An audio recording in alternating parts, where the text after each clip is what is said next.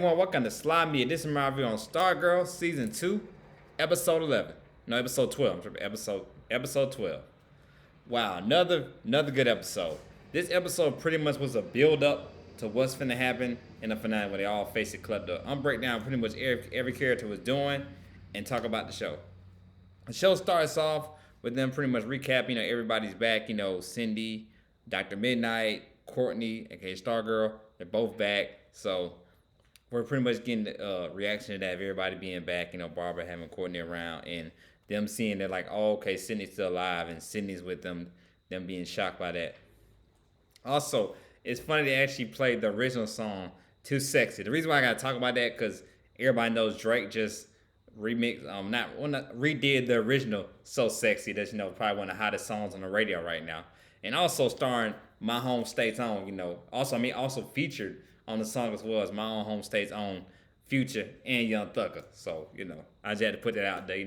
That's the original "Too Sexy" they played on Stargirl, but like I said, they had me think about that. The one that's on the radio, the new version, has been playing on the radio right now that Drake now did with Young Thug and Future, Georgia's own.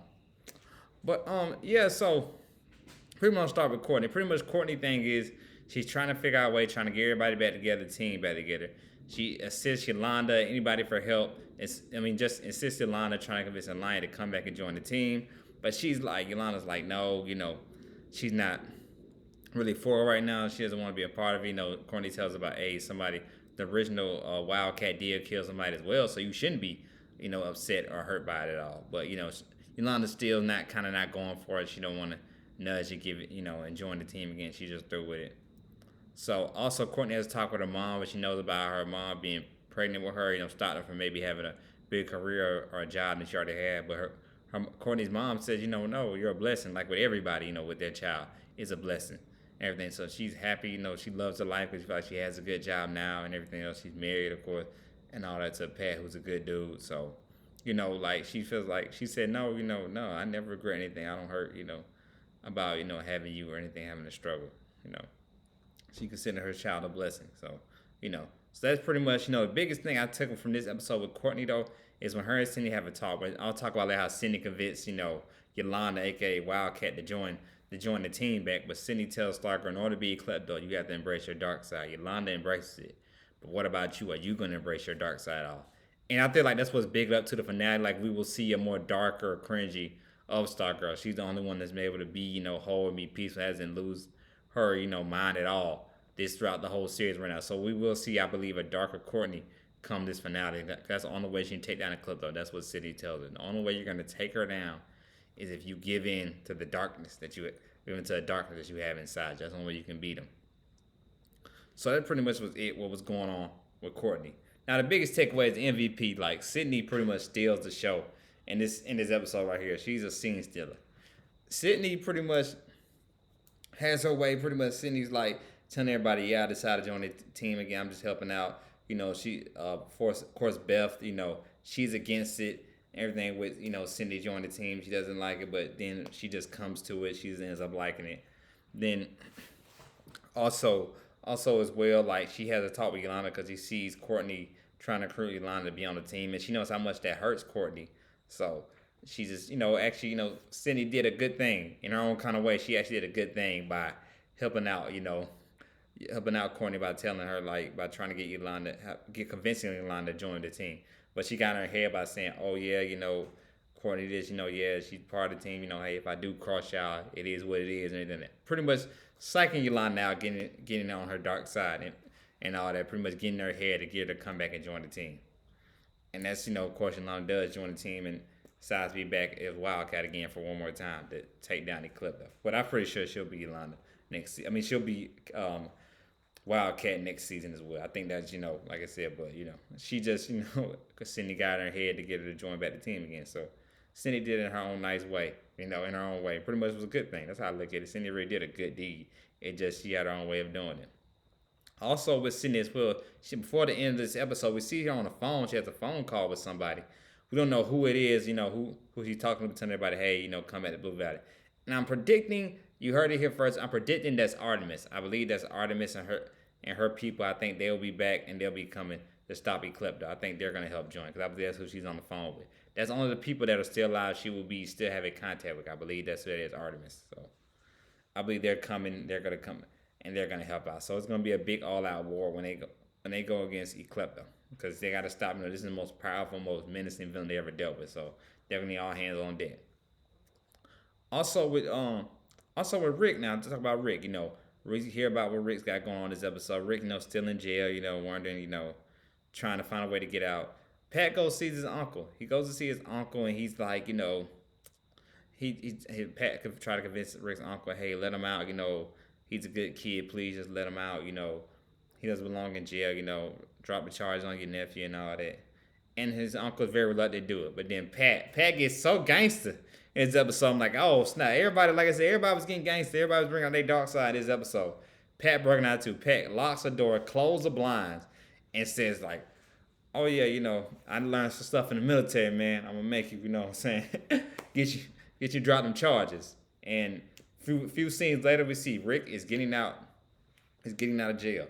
So we don't know what Pat did. We don't see what Pat did, nothing like that. But he convinced his uncle to drop the charges off him. So Rick is out, and now Rick's found a way to get, to fix the glass, reading the book to fix the glass, so he can become the Iron Man again, and take down Eclipto as well. So, like I said, a lot of build up and pretty much everybody coming back together to join forces, like I figured, and we're seeing it unfold. But just seeing Pat get gangster, it's just something you don't see all the time. So in this series, I'm like, wow, okay.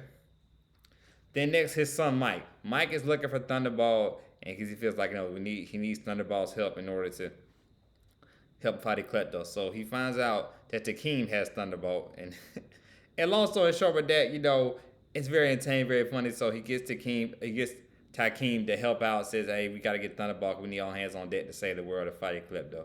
And it's a funny, entertaining scene with them too. But he tells her why he feels like he should be in the right hands because how responsible he is and how good he is at doing his routes when he does the newspaper. So a very interesting, very funny scene. Even the older sister is funny how she's making them wash the dishes and all that and everything. But like I said, very entertaining. Like I said, I like Mike in this show. He's one of the characters people don't really talk about a lot. People don't really speak about. But I find his character very entertaining. How he finds a way to help in his own kind of way. He doesn't have any superpowers or anything like that, but he finds his own way to help. So I always said too, we're gonna get back to that with Takeem's character. What was he doing now that he has Thunderball and everything? What's that gonna lead to? Are we gonna see that again? And we did. Like I said, they put it out there. I figured we would go back to that, and my prediction was right. We went back to that to see what Takeem doing in that character, of his character, and what's he going on now that he has Thunderball. So, like I said, that was a very entertaining part too as well. That wasn't that much into what this whole episode was about, but it was a very interesting part too as well to see them two interact with each other, Takeem and Mike.